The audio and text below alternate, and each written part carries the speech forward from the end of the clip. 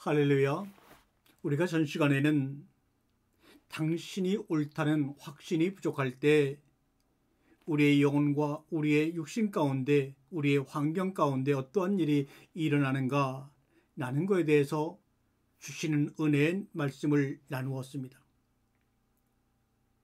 오늘 여러분과 함께 나눌 말씀의 제목은 존재의 관역에 도달할 때까지 상대를 놓지 말아라, 이 말입니다. 관역입니다. 우리 신약성경에서 예수님이 말씀하신 죄라는 단어를 보게 되면 하마르티아, 관역을 벗어났다는 겁니다. 그러면 관역의 중심은 무엇이 있느냐? 바로 존재가 자리 잡고 있는 것입니다. 나의 진정한 존재로부터 내가 벗어났을 때 그것이 죄입니다. 나의 진정한 존재로부터 내가 벗어났기 때문에 벗어난 다양한 흔적들이 세상에서 말하는 도덕적, 윤리적, 비양심적인 행동입니다. 그래서 그런 모습들만 보고 그런 겉의 모습들만 보고 당신이 옳다고 말해주는 단 한 사람을 우리 주변에서 발견하기 어려운 겁니다. 그러므로 존재의 관역에 도달할 때까지라는 말은 뭡니까? 내 존재가 나를 지으신 하나님 아버지 앞에 어떤 존재인가 라는 것을 날마다 말씀을 읽고 듣고 깨달으면서 점점 가까이 관역의 중심으로 향하는 것이 바로 신앙의 여정이요 철로 역정입니다. 그러한 과정에 도달할 때까지 서로가 서로를 놓지 말아라, 이런 뜻으로 오늘의 제목을 정했습니다. 그러기 위해서는 우리가 가장 중요한 것이 바로 공감이라는 것입니다. 공감은 그저 들어주는 것, 인내심을 갖고 들어주는 것이 아니라 정확하게 듣는 일입니다. 여기서 정확하게라는 말은 대화의 관역이 분명히 존재한다는 뜻입니다. 공감에는 서로가 맞춰야 할 관역이 있습니다. 관역에서 멀어지는 대화는 공감이 아니라 질이 멸렬해집니다. 성경에서도 히브리어에서 죄라는 말은 슈브라는 말이고 헬라에서는 하마르티아입니다. 관역에서 벗어나다라는 뜻이죠. 그렇다면 도대체 무슨 관역에서 어디서 어떻게 벗어났다는 말인가? 아무도 죄인이라고만 인정하라고 강요할 뿐 누구도 묻지 않고 답을 해주지 않습니다. 마르다와 마리아가 있습니다. 예수님을 자기네 집으로 모신 마르다와 마르다입니다. 그런데 언니 되는 마르다는 예수님과 거기에 오신 손님들을 접대하려고 하는 그 봉사와 음식 준비의 분자입니다. 그랬더니 그것은 이렇게 말합니다. 마리아야, 너는 여러 가지 일에 분주하나. 여기서 일이라는 것은 우리가 말하는 사역을 의미합니다. 바로 관역을 벗어난 것입니다. 그러나 오직 예수라는 존재 자체에 집중한 마리아는 이 한 일에 집중하고 있다고 칭찬합니다. 모임에서 자기만 깊이 관심을 가진 주제를 꺼내서 자기만 좋아하는 주제를 꺼내서 장황하게 자기만 혼자 이야기하려고 하는 그 사람에게 그 사람이 하고 있는 역사라는 주제를 놓고 이야기하는 그에게 저는 첫 질문부터 이렇게 묻습니다. 성사님, 역사는 됐고요. 한번 당신에 대해서 이라고 내 질문의 최종 목표를 분명히 이야기합니다. 당신은 어떤 사람입니까? 당신에 대해서 듣고 싶습니다. 역사는 좀 나중에 들으면 안 될까요? 관역을 분명히 정하고 말한 겁니다. 역사는 중요한 것이 아니냐? 지금 그 이야기를 할 자리가 아니냐? 그게 의미가 있냐 없냐는 그 논쟁은 내 관심 밖입니다. 제가 하고 싶은 말은 분명했습니다. 나는 역사에 관심이 있는 것이 아니라 역사에 관심이 많은 바로 당신이 너무나 궁금하다고 그 자신에게로 관심을 돌렸습니다. 바로 공감적인 대화의 시작입니다. 공감적 대화의 관역은 언제나 존재 자체입니다. 그러면 존재 자체에 대해서 관심을 갖고 대화를 나누게 되면 수많은 질문이 쏟아집니다. 아멘, 믿습니다라가 아닙니다. 그런데 우리가 사회생활을 하며 주로 쓰는 언어는 현실적, 실용적, 논리적, 전략적, 효율적인 언어가 전부입니다. 그런 방식으로 소통하다 존재 자체에 집중하고 이야기를 한다는 것은 고속도로를 달리던 차가 갑자기 비포장 시골길로 접어드는 일과 비슷합니다. 고속도로를 달리던 운전 방식이나 속도로 비포장도로 시골길을 갈 수가 없지요. 익숙하지 않은 비포장도로로 접어들었을 때 내 방식이나 내 기대치가 흔들리는 것은 당연합니다. 여기서부터는 비포장도로라는 걸 시골길이라는 것을 인식하기만 해도 참으로 다행입니다.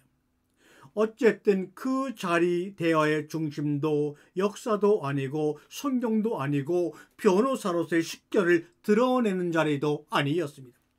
그럴 필요도 없고 그럴 관계도 아닌 사람들 간의 모임이었기 때문입니다. 대화의 중심은 각자 우리 자신들 존재 그 자체여야 마땅합니다.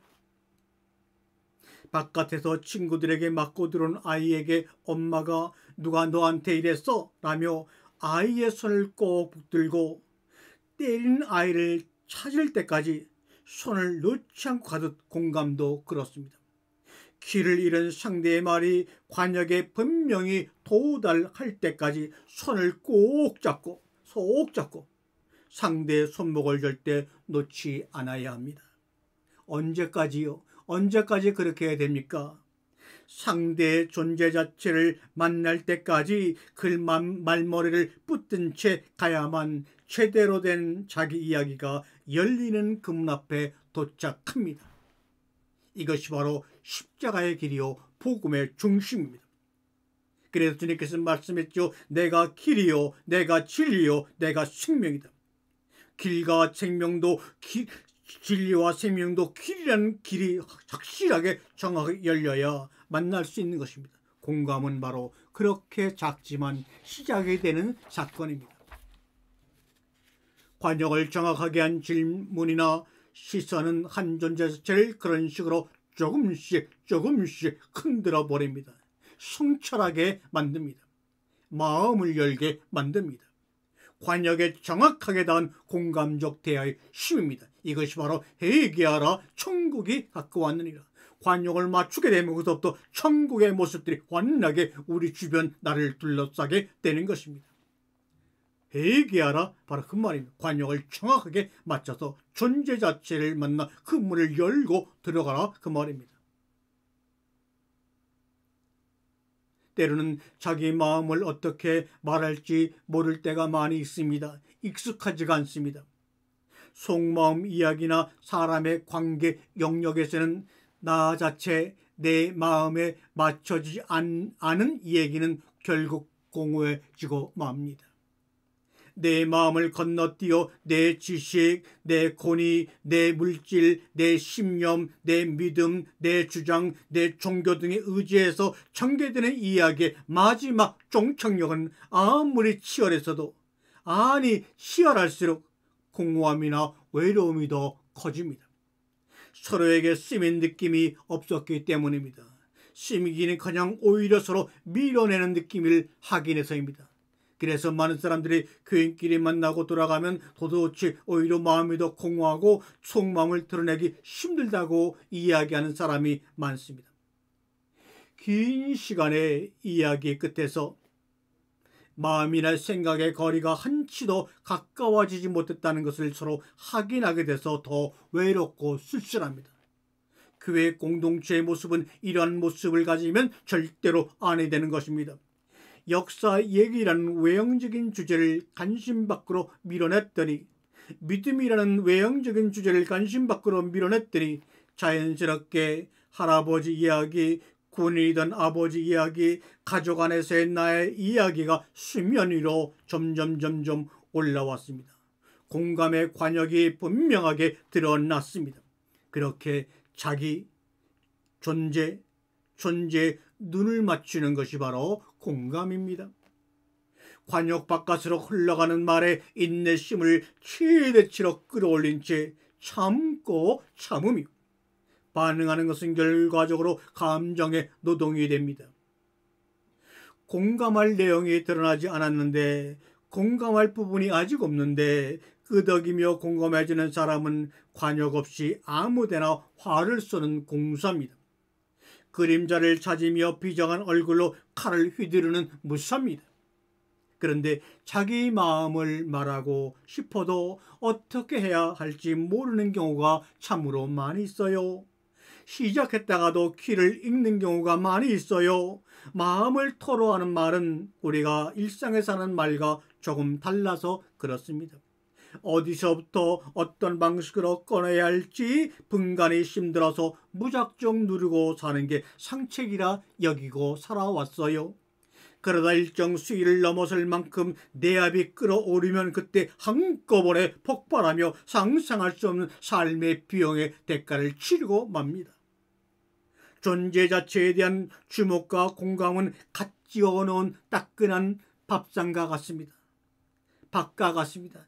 잘 지은 따뜻한 밥이 있으면 간장 하나만 가지고도 소금 하나만 가지고도 든든한 포만감을 느낄 수가 있습니다. 왜요? 밥이 기본이라서 그렇습니다. 한 존재로서 사랑받고 인정받고 있다는 느낌, 자기 존재와 그 느낌을 만나고 공감받은 사람은 특별한 가르침이 없어도 자기에게 필요한 깨달음과 길을 알아서 찾게 됩니다. 그것이 정확한 공감의 놀라운 힘입니다. 사람은 옳은 말로 인해 도움받지 않습니다. 자기 모순을 안고 씨름하며 그것을 깨닫는 과정에서 이해와 공감을 받는 경험을 한 사람이 갖게 되는 여유와 너그러움, 공감력 그 자체가 나 스스로를 돕고 결국 자기를 구하게 됩니다. 타인을 공감하는 것이 쉽지 않은 이유는 공감까지 가는 길이 굽이마다 겟세마네 동산처럼 십자가의 길처럼 자기 자신을 만나야 하는 숙제가 숨어있기 때문입니다. 그 길은 문제를 해결하며 한 곱이 한 곱이 넘는 수목에 같은 십자가 겟세마네의 길입니다. 하지만 수십 년 전에 헤어졌던 혈육을 찾은 것처럼 쪼개졌던 내 심장의 일부를 찾는 뜨거운 설렘과 횡재의 길이요 감탄의 길이기도 합니다. 존재에 집중해서 묻고 듣고 더 많이 묻고 더 많이 듣다 보면 사람도 상황도 스스로 전모를 드러냅니다. 그랬구나.